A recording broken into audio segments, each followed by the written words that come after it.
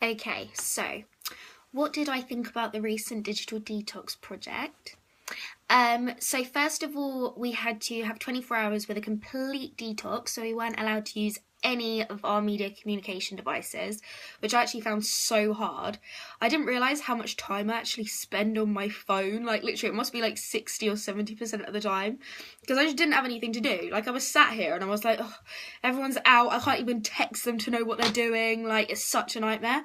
So I found it like really hard in terms of like socially, like normally I just text my friends and be like, hey, where are you, like where do you want to meet, like what do you want to do, and I had to literally go up to people and say, oh, have you seen so and so, to know where they are. Like it was that hard. Whereas I think you just kind of take it for granted to say, oh, I'm just going to text them, you know, see what they're doing, or let's invite this person, and it just like interweaves everyone. So I think that was really, really interesting. Also, I thought that, you know, it kind of gave us the opportunity to look at all the different things around us. So because you don't have your phone on you to know, like, I don't know, what's going on at Sugar that week, I thought when I was like walking down the spine, all those posters that are up, I actually noticed. And before that, they kind of go straight over my head. Like I'd just be able to check on my phone with what's going on. And I think it really like opens you up to different types of media communication that you otherwise would like completely overlook.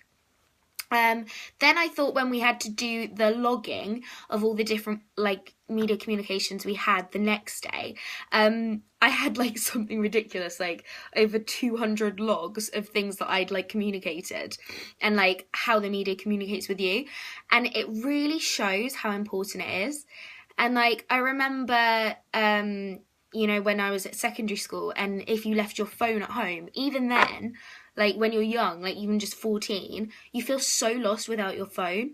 So it's crazy how much it means to you. Like it's basically like another part of your body. So I found that really cool.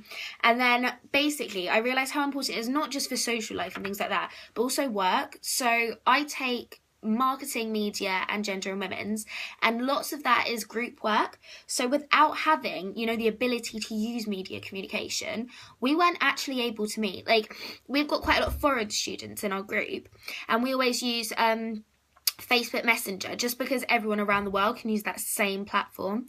So without having that, we couldn't communicate to other people in our group to say like, oh, can we meet today? Here's where we're going to meet. Because you literally cannot even find them. Like, I don't know where they live. So it's crazy how important it is, like, in terms of work as well as socially. I also thought like more recently, so we just had the general elections, and I noticed how everyone was posting on all like the platforms like Twitter and Facebook saying, you know, oh, I'm voting for this person and these are the reasons why, kind of thing. And like, you know, you can have free speech, so good for you for saying who you want to vote for and why. Like, great that you're voting anyway. But like loads of people would take this information as gospel. Like some of the things they were writing weren't even remotely true. Like they completely got the wrong end of the stick. And people would actually take that as, you know, valid information and, you know, say, oh, I'm going to vote for this person because this person did, and that's what they've said they're doing. So I think it's actually really dangerous as well, because it can really influence how society thinks. And I think especially young people who might not necessarily, you know, go on the news and, you know, go out of their way to find out the real responses. I mean, it's so much easier to just flick through Twitter to find out what's going on. So I think it's really interesting how, you know, impressionable it is. And I think it's really, really, you know, much more important than people actually give it credit for. So, yeah, I found that really, really interesting. And yeah.